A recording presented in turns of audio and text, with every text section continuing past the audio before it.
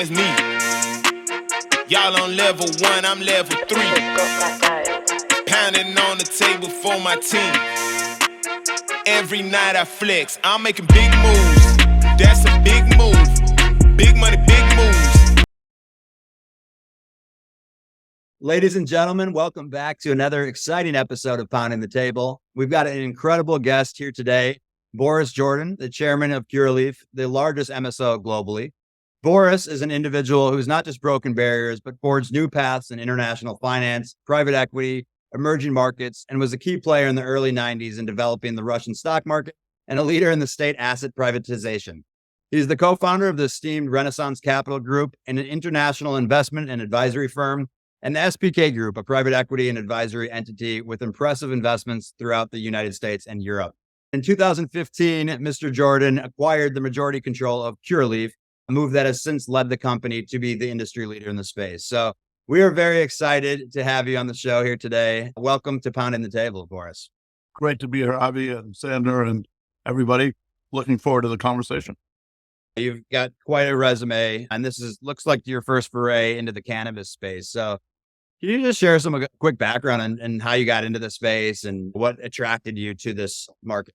As you said, I started out pretty early in my career working first on Wall Street back in the 1980s for an M&A house called Kidder Peabody.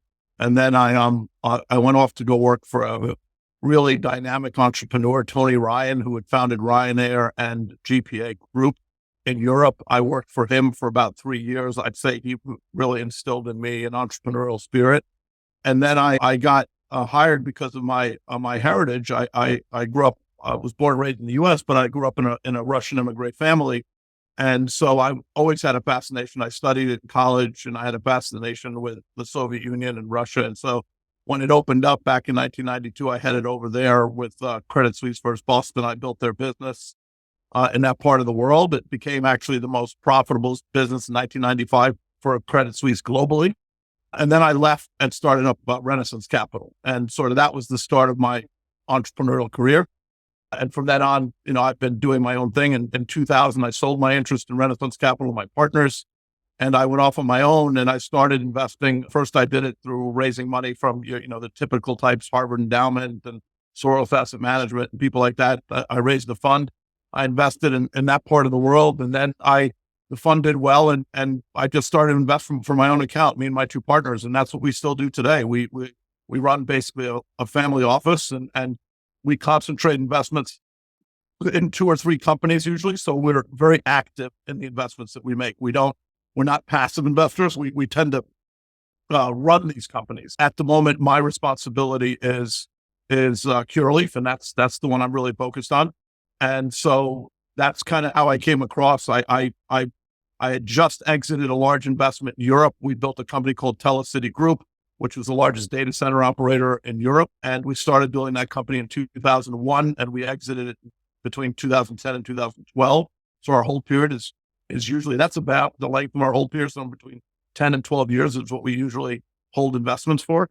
And so I got into, my family wanted to move from London back to the United States. I came back here and started looking around at what was interesting. And, the cannabis space really started to gear up right around that point in time. I got super interested in it.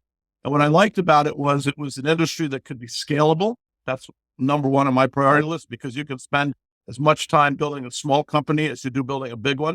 Mm-hmm. So, I might as well, time is the biggest thing we don't have, right? Anyone can find money for a good project, but time is a real problem. So I focused on building, I looked at that. I liked the fact you could scale it too. I liked the fact that the barriers to entry were very high. So in other words, not everybody could get into this business due to regulatory and other issues. So I like that, which gives me a head start, because I'm never the smartest guy in the room, but I like to have some barriers that help me out in making my mistakes, which is what we did a lot of. And the last thing I'd say that I liked about the industry is that I really felt that there would be global adoption for it. And so that was the next thing. And so that was really the strategy behind it. I got together with Joe Lasardi, who had opened up a business in Maine and Massachusetts, and I had a license in New York and a business in New Jersey. And we got together. I wrote the check, and he became the CEO. And I said, let's work together in building this company. And so that's what we've been doing ever since then. Joe is still on the board as an executive vice chairman. I'm the executive chairman, so the two of us kind of spearhead the initiative from the board level. And Matt Darren, who ran Grassroots, we bought Grassroots. He ran Grassroots. He stepped in as CDO a year ago. So the three of us really work as a team in building the company. Real quick, before we get into a lot more questions too, there's this whole concept of an MSO, and we're familiar with it within the cannabis space. Like understanding what that is and what is Curaleaf, just for those who are unfamiliar, what are they actually doing? Are they retail shops? Are they distributors? If you could give a little bit more background for those. This is an industry which, unlike any other industry that I've at least experienced, and listen, I've invested in Africa, Russia. I've invested in some pretty exotic places. And this is as exotic as it is. George Soros once told me, I used to run money for him back in the early days. And one of the things he told me, he goes, Boris, what do you think the largest emerging market in the world is? And of course I said, Brazil, Russia, Thailand. I started going through all this. And he said, no, it's the United States. It's the only place in the world where companies can, grow at 25, 30% every year. And you have a great capital market. You've got a legal system that protects your rights and all these things. So, I would say that this industry in the U.S., because of the size of our consumer products market, really got me excited. But the problem is that unlike any business that I've ever seen, we have rules in cannabis that really restrict good capital allocation. And that is that we have to be, the reason we're called MSOs, multi-state operators, is because we can't be called, we're not a normal company in that we have to silo our businesses in each single state. And so we have to build the full vertical in each single state. We own we grow our product, we process our product, we manufacture, our formulated products, and then we have to distribute it. So we do everything, jack of all trades. Hopefully master of all, but it's difficult to do that. But yeah, so that's why we're called multi-state operators. We have to operate in a vertical platform in each single state. So, it's very capital inefficient at the moment. Unlike Europe, where Curaleaf is the only U.S. player operating in the European market, that's completely different. That is much more along traditional business lines. We don't have, a 280E tax burden on us. We can move product between countries. We can manufacture, grow, and process all in one location and then distribute throughout the continent. So the European operation for Curaleaf is much more efficient from a capital usage perspective and a cost perspective than what we have in the United States due to the regulatory environment. And that's why we're called MSOs. And I think we're all waiting for the day that we're no longer called MSOs and we're just normal companies that can operate cross-border in our country and distribute product and manufacture product and hopefully not have to grow the product. And let the farmers grow the product, then we can just be good CPG players. Yeah, I mean, Boris, you touched on a lot there. And for most of our listeners, retail investors that don't know much about cannabis specifically, and whenever I'm talking with investors about it, it's always like, wait, what? It's not truly scalable. How do you manage that? And I want to dig a little deeper in something that you talked about that I loved about cannabis, which is you basically have a defensible moat around your business and it's high barriers to entry versus like the example in Europe where there is true scalability. As we're taking a look at the future of cannabis policy and interstate trade, where there's been bills passed now in California, Washington, and Oregon, is the friction for interstate trade, doesn't that actually advantage Curaleaf right now from other competition, or how do you feel about that? Well, I would argue it did advantage us. I'd say that the problem now is that the advantage, in my opinion, has turned into a disadvantage. And the reason being twofold. One is the 280E tax hit, right? So, as you get bigger, you're spending more and you can't write off your expenses. So our effective tax rate is over 70%. And a lot of players cheat and don't pay all their tax. We pay all our tax, right? We have everybody in the world's focused on Curaleaf, right? Regulators, the IRS, everybody. So we have to be above and beyond any kind of rule. We have to really focus on meeting all the requirements, all the rules, pay our taxes. So I would say that it's become a disadvantage because the capital market is largely shut down. Cost of capital is shot through the roof. Not only because of cannabis, I would say it's also macro related, right? So there's, obviously interest rate environment, et cetera, the cost of capital has just gone up. We already had a higher cost of capital in traditional businesses. Now we have even more so.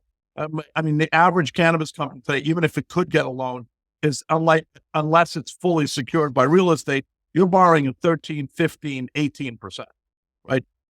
Even higher. Right. Yeah. In the case of Curaleaf, our average cost of capital is somewhere probably around 8.5%, but that's because we recapped and did all that before the current crisis, not because we're super smart, but because just our timing was such that our loans were coming due and we had to refinance. And so we refinanced our balance sheet right before the interest rate hike started at, 8%. And so because of that, our average cost of capital is a little bit lower than our competition. And at the moment, we feel pretty good that we don't need to raise capital. So we're not in that same position. But would I like to raise capital to grow faster? I would, but it's just very prohibitive right now. And so you've had a really big reduction in equity value in these companies, right? Curaleaf was a $12, $13 billion company. We're now a $2.5 billion company, right? So you've had a substantial decline in value. So doing equity raises at this level is very dilutive for those investors that invested at higher levels. And we really look after our shareholders. We try not to hurt them. So we're trying not to dilute them unless we really have something good to do with that capital. So I would say that the moat that we had, Xander, was really good in the early stages. At this point in time, I'd like to see it normalize because that will bring down our cost of capital, get rid of the capricious. Curaleaf pays $150 million a year in taxes over and above our normal federal tax rate. Wow. So we're basically working for the government. Curaleaf works for the U.S. government, right? Can you say a little bit more? That's left over, we pay to the government. Can you say a little more? Because I think that it's a very important point about what differentiates Curaleaf from a lot of the other MSOs and traded names. When you said Curaleaf pays their taxes, and it came out basically the top 3, 4 pay their taxes. Some a little slower, some a little faster, but I'd say the top, the Curaleaf, GTI, Verano, Truly are probably the better payers of taxes. We all have different strategies in how we pay, but everybody pays. I would say if you go down the line, it starts to get a little dicey. And that is because just so for the listeners, the federal penalty for non-payment of taxes is lower than the mid-market lender debt of 15, 18. And full disclosure, I'm on the board of Altmore Capital. I'm on their LPAC. So I see loan origination from that standpoint. And so the fees for paying for non-payment of taxes is much lower than mid-market lenders. And so operators are treating that as basically their tax obligation as a low interest loan from the federal government. And I think that's a dicey penalties, game. It's about 9%. After penalties, it's around 12%. So, but then you legally, you can only extend that out about 18 months. Anything after that you really start to get into some dangerous territory. So up to 18 months, U.S. government basically allows you to extend the payments as long as you pay the penalties. But it's for a company like Curaleaf, that starts getting very expensive, right? Because our average cost of capital is much lower, at least right now. But for other players, you're right. It makes sense for them to do it. They can do it legally. And frankly, if I was in their position, I'd probably be doing the same thing because you're allowed to. But the problem is that creates a slight pyramid scheme over time, right? So because you're like, okay, we won't pay for 12 months and we won't pay for 16 months and we won't pay for 18 months, and then all of a sudden your tax payments are starting to accumulate. So you really have to watch that carefully because if you don't, these companies will become zombie companies, right? The ones that aren't paying their taxes. I live in New York and I see all of these little shops popping up, and then there's the ones that have the ID checks out that are the legal ones that feel like they're legal. But then there's all these little pop-up shops. So is that still the situation where you guys obviously are the number one legal and doing things the right way here, but in terms of some of these pop-up shops and the non-legal entities? Yeah, so that's what we compete against. We compete against, a lot of these illicit stores. Now, only 2 states really have this problem to this extent, and that's California and New York. The 2 states that are really for law and order. So, They're the ones that really have this problem. But I would argue, though, that what we've seen when it comes to take New York and California out of the picture, other states, as the legal companies enter the market, we do gain share against the illicit drug dealers because people still want to get safe, tested product. Yeah. Right? There's a lot of crazy stuff being sold out there. And especially if you start getting into formulated product, right? Whether it's mints or edibles or vapes and stuff like that. I mean, you have to literally be insane. And that's the one thing I will tell. And I'm not just being self-serving because I run a regulated business, but Curaleaf has gone out and we've tested the stuff that's being sold on New York shelves, and it's literally poison. I mean, the levels of pesticides and chemicals that are going into there, we had a scare 3 years ago, if you remember, on the vape crisis, and with the CDC got involved, and 100% of the product that caused the deaths was all illicit product. None of the regulated companies, we all had our product. Of course, Curaleaf was number one on the list.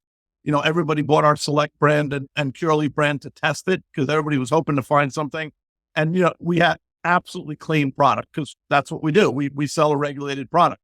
Whereas all the unregulated shops and products had vitamin E, it had so many things in it that were so dangerous for you that you have to be very careful. And so, I think that we tend to win over time as long as the states regulate and don't allow these illicit shops. Now, the only two states I know of where there's a mass amount of illicit shops is New York and California.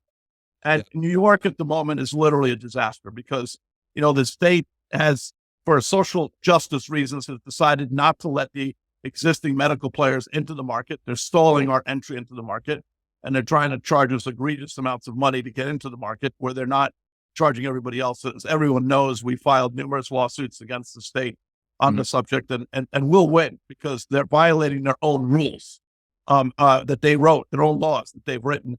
But they don't care. They openly say, we're all about just social justice and we don't want any of you guys inside the market. But because of that, the market, one, isn't developing, and two, they've allowed the illicit market to run crazy in New York. And it hasn't really been, they're attempting to shut down some of these shops, but it's basically whack-a-mole, right? No, they're not. I live and I walk on main streets and they're not hiding it. It's like cannabis shop with flashing lights. It's pretty wild that they're able to do that. It sounds like it's kind of becoming a potential health hazard if, there's not checkpoints to verify it's a legitimate company. Cause I've seen some companies that you like scratch it off and you go to their website. Is that enough verification to show that it's a real product? No, listen, you can't get real product. Now, some of these shops do fly out to California and buy from these distros out there and try to bring it over here as legal product. But you can't, I would say that's 2% of the product that you're finding on the shelves. Most of the product is illegally manufactured in people's basements and stuff like that. I mean, it's scary stuff. It's scary stuff. And the other thing is, listen, I've had a family member that passed away from cannabis smoking with fentanyl. And it was laced with a little bit of fentanyl, and it was a young kid. He's 19 years old, a member of our family, and he passed away from it. So I come from a family that suffered from this illicit market. I adamantly am open about the fact, do not touch cannabis that's sold illicitly, either flower, otherwise. You think it's safe, but there's a lot of people out there that are doing crazy stuff right now to try and get a bigger high. They're putting stuff on these plants, and even in flower, that's very, very dangerous. Whereas regulated product, no one's ever died in cannabis from regulated product. No one's ever overdosed on regulated product. I mean, you can't say that about alcohol. You can't say that about illicit. You can't say that about coke or all these other drugs. Cannabis is incredibly safe as long as it's regulated and tested. I want to talk more about the macro news that just hit a couple weeks ago, specifically MasterCard blocking debit card transactions in the cannabis industry. So I was wondering, I come from corporate strategy. So if this happened in my industry, there's definitely going to be fire drills right away. How is Curaleaf planning to adapt to these changes? Is this going to affect making more transactions, like more ATMs in the stores? So it's going to be more cash-based transactions going forward, or potentially alternative avenues such as Bitcoin or something in the crypto space? So the first thing I'll tell you is that Visa and MasterCard as a company actually are lobbying for safe banking in Washington. So they want the regulation to go through, obviously. So they didn't do this because they somehow don't like the industry. They did it for a different reason. A lot of illicit users, illicit shops and illicit businesses were using MasterCard. And so that was what they were concerned about. They weren't concerned about companies like Curaleaf or others. That wasn't their concern. Their concern was the illicit market, and that is money laundering, right? So that's a real problem for them. And so that's why they cracked down on this. Now, the irony is that Curaleaf and our network of retail stores, which is, 160 or some odd retail stores, we didn't use PIN debit, except for maybe one or two stores where we were testing PIN debit to see whether we wanted to use it. We largely use either ATMs or we use other payment companies that were not using PIN debit as a way to debit from your accounts. And so we haven't had any disruption in this particular situation. Other companies have that used, Dutchie, which is, I'm actually, for transparency purposes, I'm also an investor, and it's the largest POS. It's kind of the POS system for restaurants. Toast? Yeah, Toast. So, one of the founders of Toast is actually the guy that's the CEO of Dutchie, and Dutchie is the Toast for the cannabis sector. And just to be transparent, I am an investor in that company from my family office, and they were using PIN debit for their payment network. And so they're having now to switch over to other payment mechanisms for their business. But Curaleaf, which does use Dutchie, we never really signed up for their PIN debit payment system. And so we weren't affected by the current slowdown in with MasterCard shutting down their services for cannabis businesses. All none of the cannabis stocks just dip due to potential forecasting on free cash flow get affected or anything like that. So it's good to hear that Curaleaf won't really feel that impact. I have another question. So regarding Curaleaf has they just recently exited California, Colorado, and Oregon due to the economics in those states. Can you provide more details on how that's going to start impacting future growth opportunities from Curaleaf in US? Listen, we decided that, so we were earlier in the cycle in our investment in those states. And given what's happened in the last 2 years with lack of federal reform on cannabis, we made a decision that the profitability in those states was going to cost a tremendous amount of capital and investment. Plus, the profitability levels in those states, even when we got to them, would be substantially lower than other states that we operated. And so we made a decision that, given a fact that we didn't want to raise and dilute, we'd rather focus on those markets and expand in those markets where we were earning a decent return on capital. And so we decided to shut those down. They were, as I said, much later in the investment cycle than a lot of our East Coast markets, even Midwest markets. And so it wasn't as painful to do it. I wanted to be in those markets because I think you got to be in California, big market, right? You want your brands there.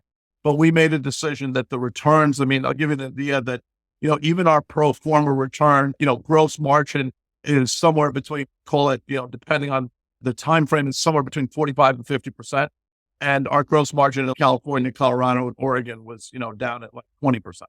So, so compared to all the other states, we just made a decision. Now, had we had federal banking regulation, had cost of capital not gone up, we probably would have stayed in those markets because they're good growth markets and we think they're going to be all right. Now you'll have some markets that have higher returns, some markets that have lower returns, but as long as your overall, margins are good, we would have liked it. And they provide scale because they're a large market. But there's two things. They have bad enforcement.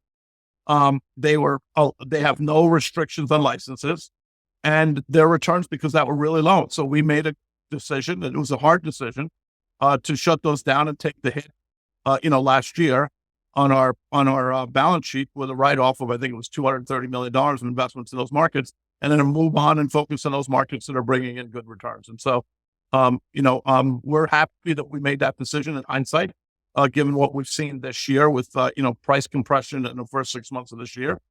We think that was a right decision and where cost of capital is. I'm pretty impressed with how Curaleaf has been kind of getting ahead of the curve on the finance front. I always say with MSOs, you do, in every cannabis business, they do something different really, really well.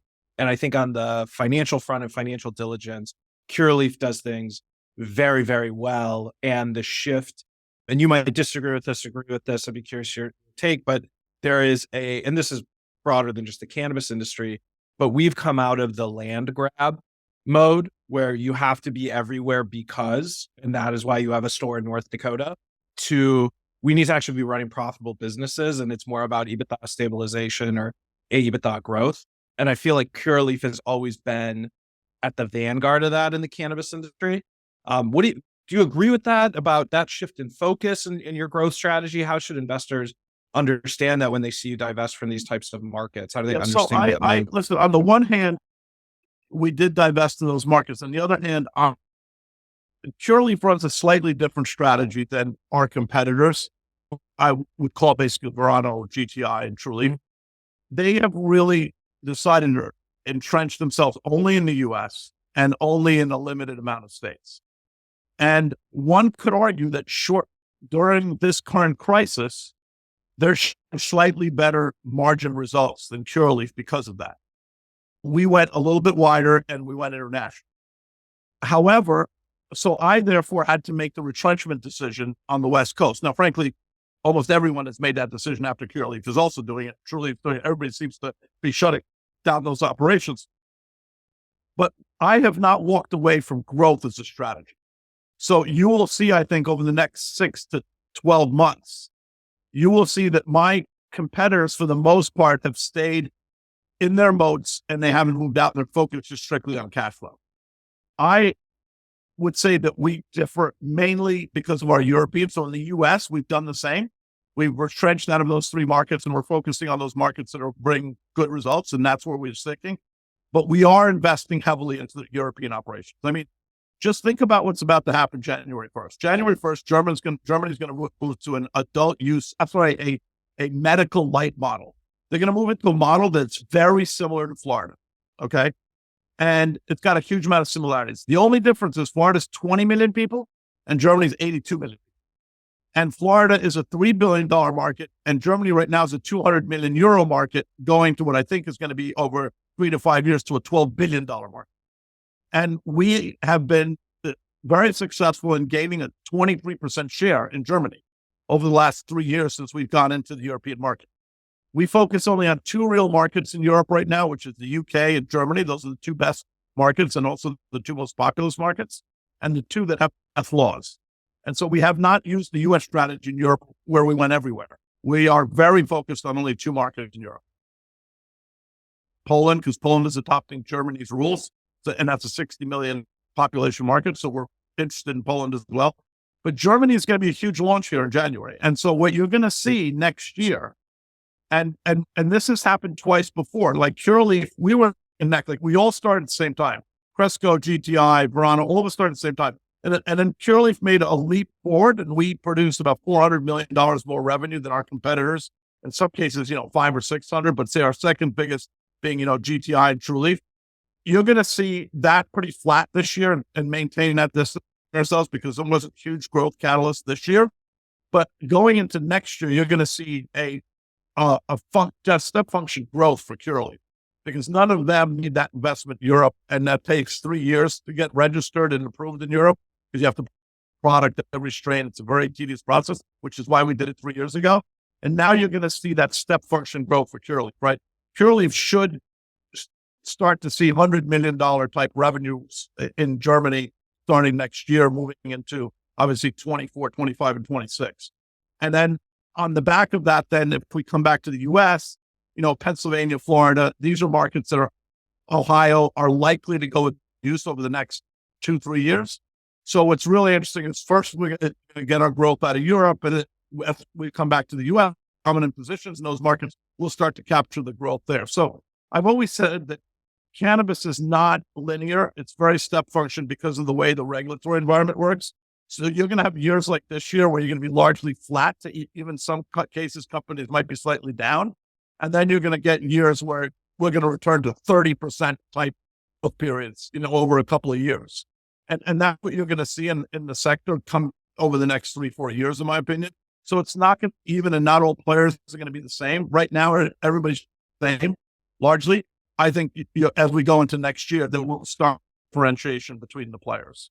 So and I'm not as focused I know people probably penalize me. I'm not as focused on short-term profitability as some of my competitors are, because I think we're still very early cycle.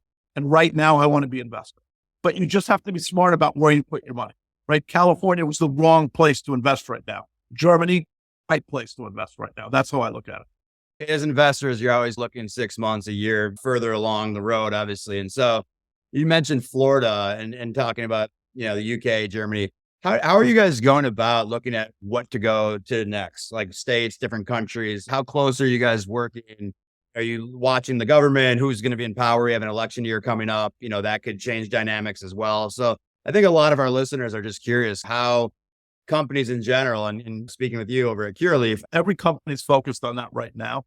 And we all look. So for instance, let's use Florida as an example. We're going to find out here over the next week whether, when the Supreme Court will take up the issue of legalization in Florida. So Florida, a lot of money was spent by Curaleaf to try to get this on the ballot for 24. The Supreme Court will opine on this over the next month or so. We'll probably hear, I think, late October, early November, as to whether they're going to allow this to go to the ballot. If it goes to the ballot, it's basically guaranteed to pass.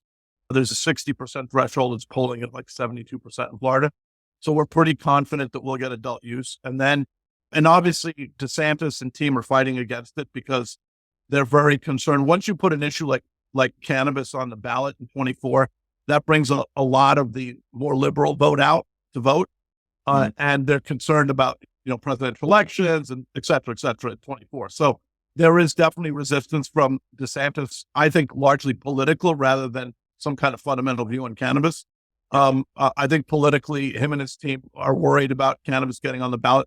But if that goes through, right, that means that probably that's November of 24, probably by the end of 25, you have adult use rules and written, right? And the two top players in that market are Curaleaf and Trulieve. So, we're definitely behind Trulieve. They're a Florida-based company. They've been for a much longer period of time. But, we have a very substantial share in that market and we would benefit. Now that would be a tripling, in our opinion, of that market because of the tourist traffic that comes in. Everybody says, oh, well, it's a very penetrated medical market. Yes, but no one's accounting for the amount of tourists that can't even participate in the rec market, market because it's medical today. So I think that you'd see a tripling of the Florida market from, $3 billion to, $9 billion probably in pretty short order. So that would be very beneficial. That's a big catalyst. And we're all looking at that. We're all focused on that. We're also focused on Pennsylvania and Ohio. Ohio just looks like it's going to be on the ballot this November. Ohio is a very popular state. That goes adult use probably if it gets approved sometime at the end of 24. That's another big catalyst for all of us that are operating in that market, right? Likewise for Pennsylvania, very big market for all the top players. If that goes adult use, which we think it will in sometime in 25, probably, that's another catalyst. So I see 25, 26 and 27 as big growth catalysts in the US for all the companies. And then I see 24, 25, 26 as a major growth catalyst for Curaleaf with Europe. And I do think, by the way, that some of our competitors will follow in Europe as the cost of capital comes down and they're able to raise. They will follow to Europe. But right now, we're alone there. We have almost a 50% share in the UK and a 23% share in Germany. And we're looking to make more acquisitions in Germany to increase that share as we go into this, this new period in January of next year. So I'm all in all, I'm not going to deny that the last year and a half has been very tough for the cannabis industry, both from a macro and regulatory perspective. And it has been very, very hard work, basically, to keep the businesses running. But we've all right-sized the businesses. We've shut down what was inefficient, laid off a lot of people. Curaleaf had 6,400 employees. We're down to 4,400. We cut expenses over the last 6 months out of our SG&A. That's just an enormous number, right? So, we've had to do that to continue to operate in what's more difficult market. But the good news on the horizon is that the smaller players are under pressure, shutting down. Some are shutting down. A lot of private players are shutting down. Even some of the big players. Trulieve exited Nevada and Massachusetts, right? Curaleaf exited California, Oregon, and Colorado. So what's happening in places like Nevada and Massachusetts, which Curaleaf sees as strategic markets, once players start to exit, we're starting to see green shoots and increase in pricing. So that's really good for us. So I think that this initial overinvestment phase is coming to an end. We're now going to have a trough for about 12 to 18 months. Even if we get regulation, it's going to take a while for people, balance sheets to come back and raise money. I don't think there's new investment for some period of time. And that means that's going to weed out the weaker players, and that's going to play into the stronger players. And then obviously consolidation is the next issue, right? We're a little bit constrained by rules, but for the most part, there's a lot of places we can still buy us. I wanted to follow up on is about the public markets and Curaleaf's growth, and for retail investors that want to share in Curaleaf's success and invest in Curaleaf. Earlier in July, TerraSen, I woke up and looked at Jason Wild's Twitter, and there you have TerraSen uplisting on the Toronto Exchange. And there is a rich history of cannabis companies accessing Canadian markets and a rich history of the Canadian-based operators who came into the United States. When I entered the industry in 2018, 2019, it was all Canadian operators that the best way it was put to me was they're great in boardrooms with ideas and whiteboards and button downs tucked into nice pairs of wool pants. But when a generator goes down, they don't know what the hell to do. And now we have TerraSen uplisting on the Toronto Exchange, and that has basically dominated cannabis finance news for the last few weeks. How do you think we should understand this? How's Curaleaf looking at this, potentially moving from the OTC to uplisting? Is this even on your guys' radar right now? So we were the pioneers of that. I'll be honest with you. So even before TerraSen looked at it, we've been in discussions with the TSX to uplist, and Curaleaf has made the decision to make that application, and we will be doing that over the next month or so. We've actually issued a statement recent to that effect because we had to do it for regulatory purposes.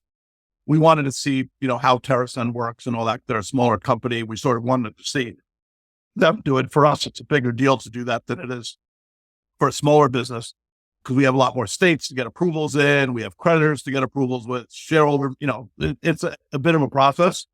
And so we're pretty pleased with two things. And this is what drove our decision to do it, that even without safe banking, the large U.S. custodians have said they will custody and they will trade in U.S.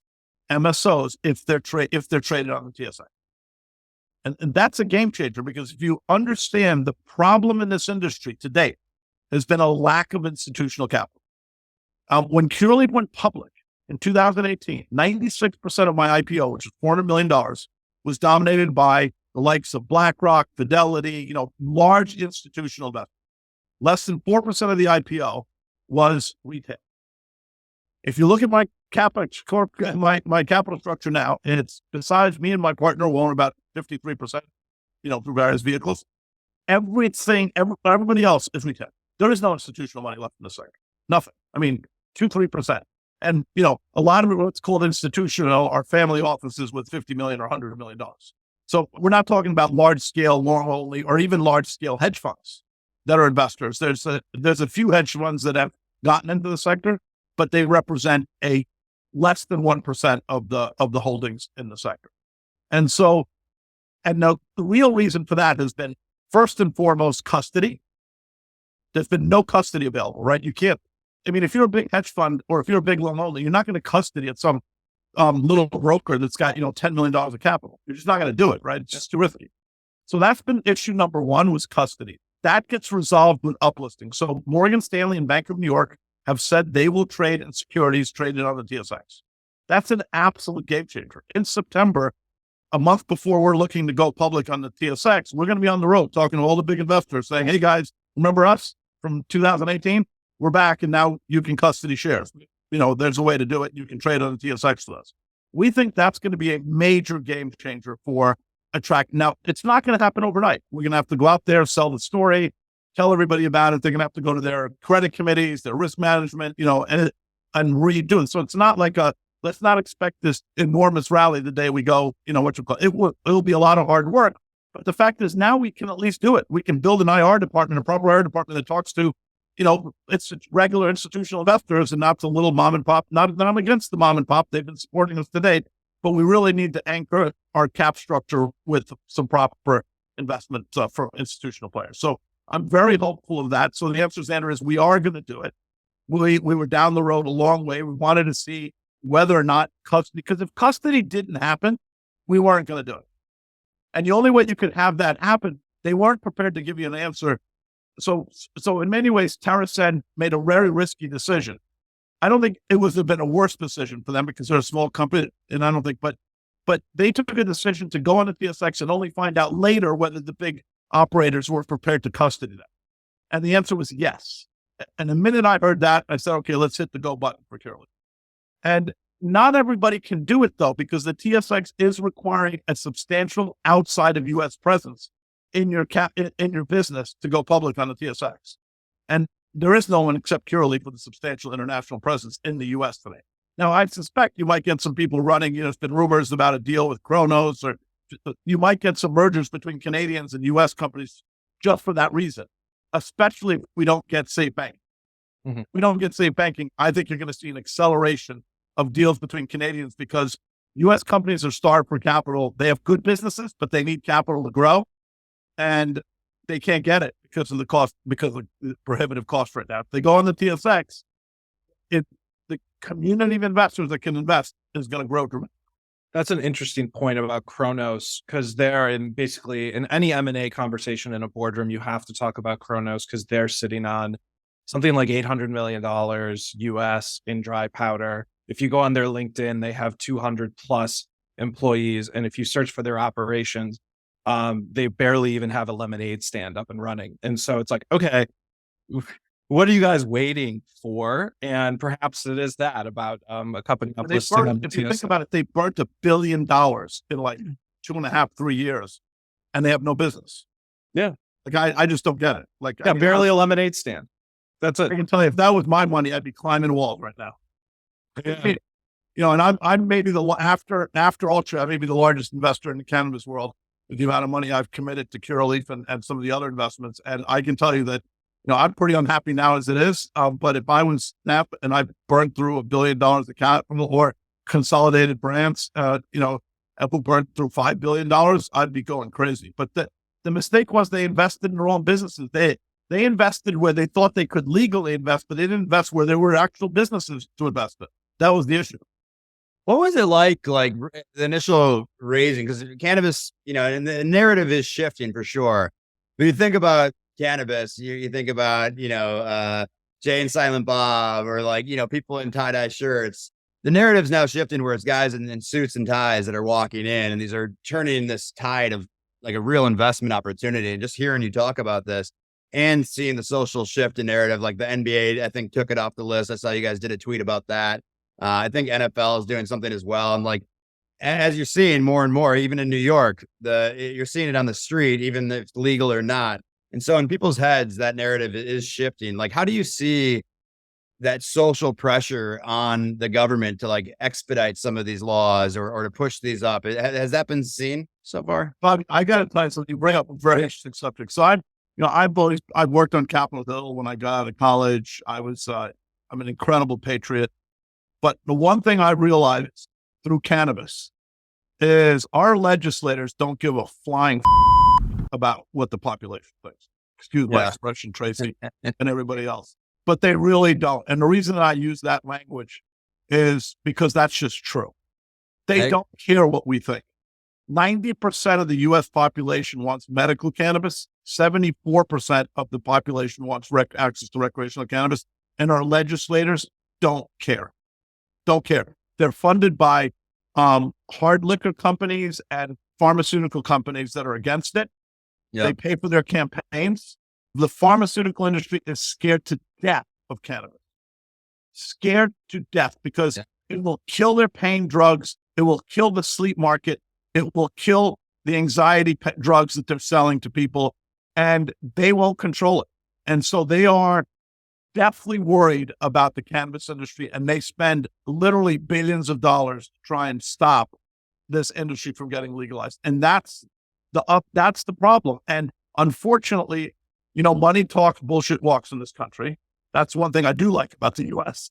But the problem with that is that our legislators are bought by these companies, and they don't care what the people think. I mean, the fact that Sherrod Brown, is running right now, and he's the head of the banking committee, He's running for office in a state that's about to go adult use. He's a Democrat, and he can't get his head around pushing through safe banking through his committee.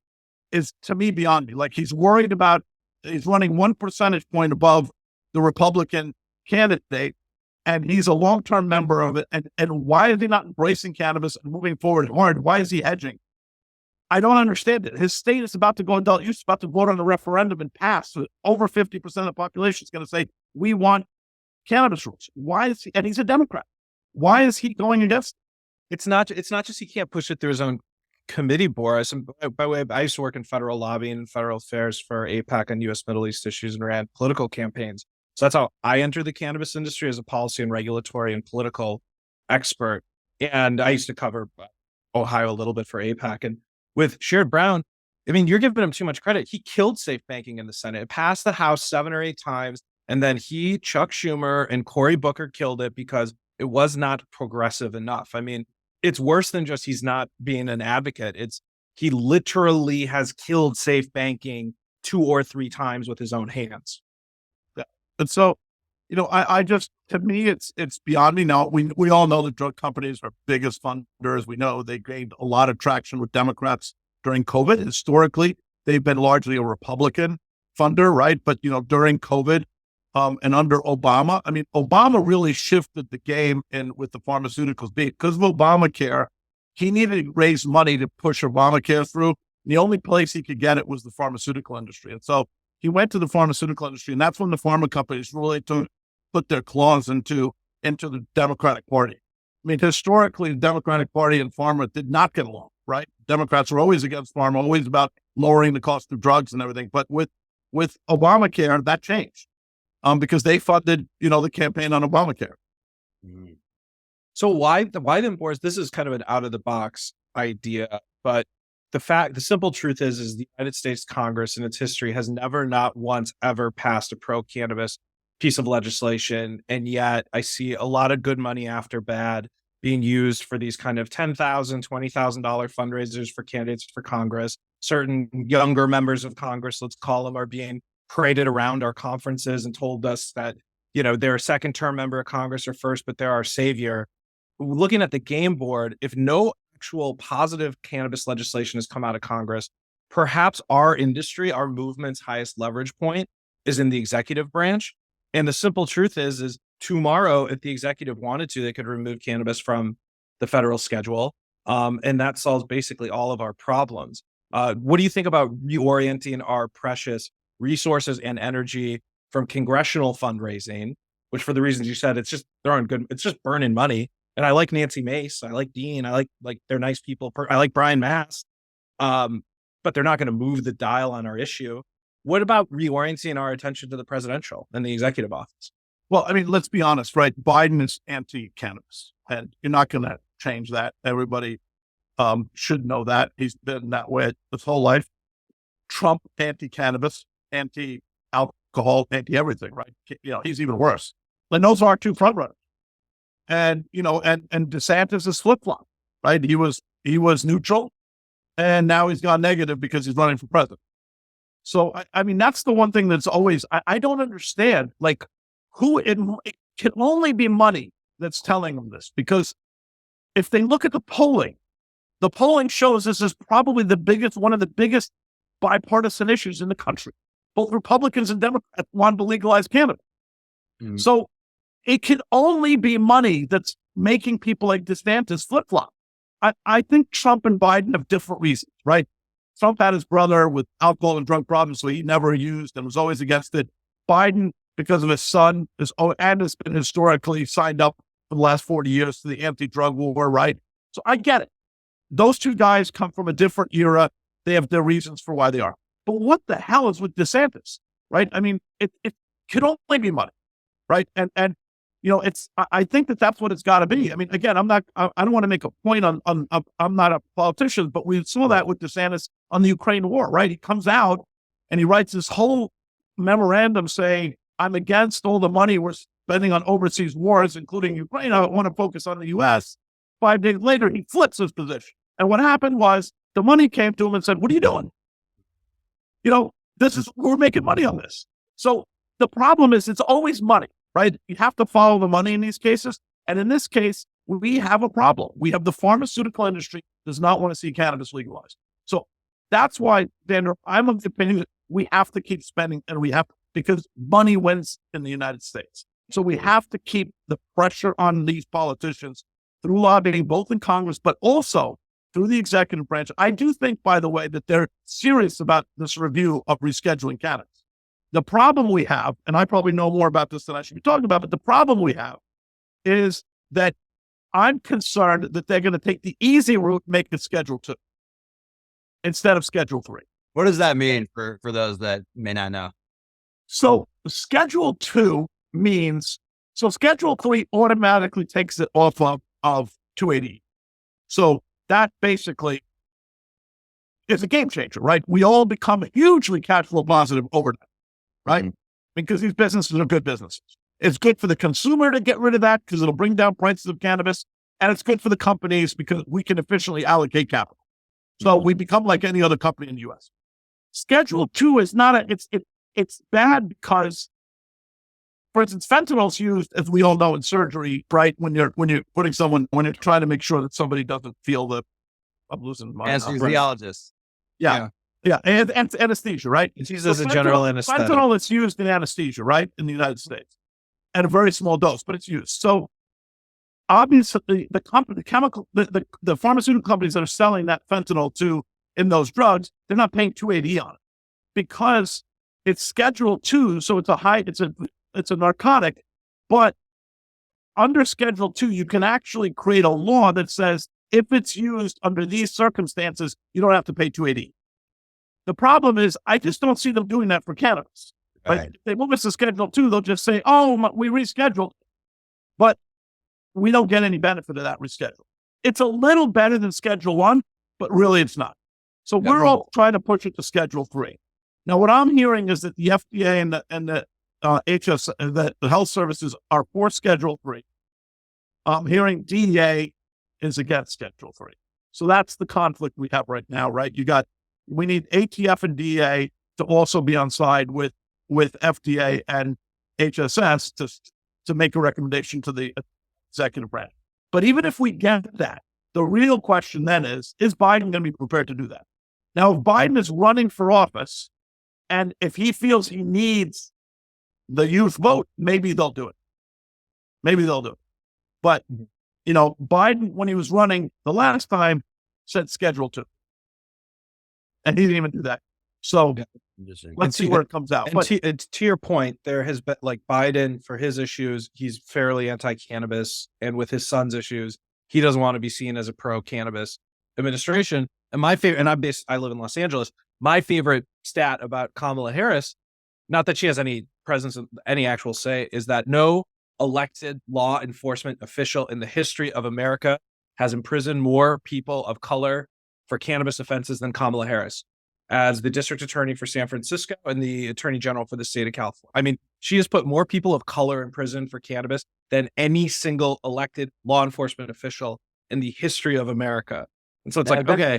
Prison, do you think they have investments from private prisons? They want to keep people in, or is that going too far down the rabbit hole? I think there's plenty of other crimes in this country right now that you can imprison people on.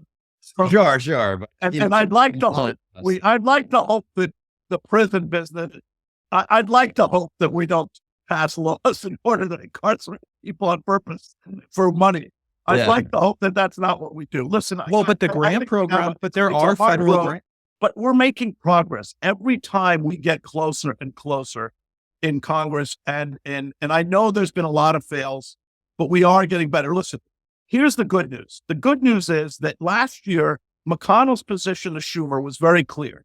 He said, I'm not approving this either in the budget or in the NDAA because nobody's gotten to opine or comment on this law. You're just giving me this law and telling me I got to accept it. He said, you got to put it through the proper channels. So what did Schumer do this year? Schumer has put it through the proper channels. It is going through committee. And this is what happens. When a law goes through committee, this is the kind of thing that happens. There's real debate. And right now, the real problem is I think we'll get, to answer your questions, Andrew, we'll get Sherrod Brown to push this. That's not going to be the issue. The issue right now is Reed. Some staffer in Reed's office, that's the senator from Rhode Island, read on Section 10 is a clause in safe banking, which has been there for 7 years, or however long safe banking has been around. And what Section 10 says is that if a state legalizes an industry, you can't deny it banking services, right? And someone read that to say, oh, this is the secret way the Republicans are going to get to service the gun industry. Okay? And gambling and prostitution and all the other stuff, right? The problem is this was a bipartisan agreement. Without this clause, safe banking doesn't work. So it has to be in there. So some staffer comes out of Sherrod Brown's office and says, Senator, they're going to push guns through this, which was never the goal of this, right? The goal was that if a state, the whole purpose of safe banking says, if a state, we have a problem in this country right now that we have states that legalize certain things that the federal government doesn't have legal. And these companies can't get banking services. So Nevada with gambling, New Jersey with gambling, others, right? People are having a hard time, especially with the ESG policies. It seems now the pendulum seems to be flipping the other way. But, now Larry Fink doesn't want to say the word ESG, right? He was the biggest proponent of it 2 years ago and said that we're forcing this on every single company in the country. Now he says we're not even going to talk about that word anymore. So, the pendulum is switching a little bit, but that's the purpose of Section 10. And all of a sudden now Reed is like, well, I don't know. Can I support this? Because, literally, it's the Democrats can't get their. The Republicans are there. They're like, if you talk to Daines, he's like, I got 15 votes in the Senate to pass safe banking. We're done. The Republicans are sitting there and going, guys, let's get this done. And the Democrats can't get out of their own way. It's the most unbelievable thing. That's why I don't believe in coincidences, right? I believe there's a reason for this. It certainly isn't public polling. It is 100% driven by money, and the money's coming from someone that doesn't want us to get legal. That's it. I texted Shai the other day. I was like, I bet you it's the pharmaceuticals. They're in everyone's pockets and they don't want to let people naturally heal. And thank you for sharing that. Now, just want to talk about we have a lot of retail investors and probably a lot of people that do enjoy cannabis that do listen to us as well. You guys just made some news. I think it was the past month or so. That Brick, you guys just launched a new product, right? It was the fastest retail product. Love to hear more about that. Yeah, so it's not that it's a surprise to us because we've been working on it for a while, but the acceleration of sales is definitely the most successful retail product we've launched in probably 2 years. It's a 2-gram disposable vape pen, which allows you to, get 2 grams. There's no 2-gram vape pens in the market. The biggest is 1 gram. So it's a 2 gram. It fits right in your hand. It has a really great draw on it, so it doesn't clog and stuff like that. It's really, really good. And it's chargeable and disposable. People were looking for, these smaller vape pens, 0.5 gram to 1 gram, run out really quick. So they got to buy many of them and come back. With this, it's priced right. It's disposable, and it works really well. And so I think we're now up to 2.7 million in sales in a week and a half.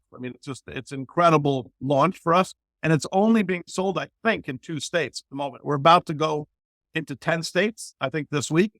But it was largely Florida and Arizona, and it's just killing it. And so it's been a really good, we just hit the sweet spot of what the customer wanted.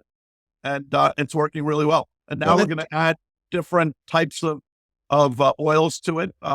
Right now we're selling basically a distillate, botanical pen, but we're going to start doing, we're working on technologies that allow us to do live rosin, live resin, and other products that can go into that particular vape pen and sell it in the 2 gram form. Yeah, I think it's really interesting when it comes down to branding. And I've talked at length with Xander about this because there's so many, right? And it eventually, you're talking about all these fake brands and all these illegal shops, people are going to start to get sick, and you want to go with the real product ultimately. And then it does come down to branding, which I find very interesting. So is there legal, with cigarettes? I don't think you can have influencers for alcohol. Is there laws currently around that with getting out there with celebrities or anyone to kind of endorse these? No, they're some state, every state has, this is the other problem, right? Every state has different restrictions. So, this is also with packaging, right? Florida, we're not allowed to have any color in our packaging, right? So we have to have different information in our packaging in every state, right? So this creates huge logistical problems for us. But for instance, California doesn't allow a 2-gram vape. So that's the one state that doesn't allow a 2-gram vape. And they allow 1 gram, I think maybe even up to 1.5, but they don't allow It's just too good. It's too good. We couldn't let it here, Boris. It's too good. So, but the issue is that the bigger, the more grams you put in, we can bring the price down, right? Right. We have to fill less cartridges and it's better for the consumer. It's just a better product for the consumer. It brings the price down and allows the consumer to have a better experience. And we can use, in some states, we're allowed to use influencers. Not big athletes have been hesitant. We've been in conversation with some very big athletes. One is they want a lot, and cannabis companies right now can't afford to do that. Yeah. But two is they're also a little bit hesitant, and I get it, right? Because we want to see this go mainstream. So I think the NBA is probably the first one that has legitimized cannabis use. And so I think you'll probably see pretty soon, you'll probably see some NBA stars start to, or at least start to endorse these products. Mm-hmm. But again, they want a lot of money for what they do. And cannabis companies right now, given the profitability and 280E and all these things, can't really give a lot as much as traditional businesses can. Yeah. Well, we're not LeBron, but if you want to make a pounding the table strain, after the podcast.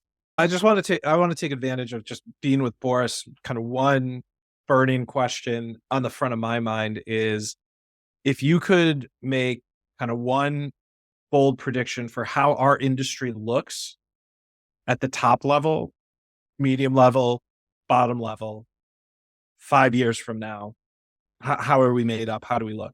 Boris is not allowed to make predictions anymore. Go ahead. I think that it looks a lot more traditional than it looks today, right? So I think there's going to be consolidation.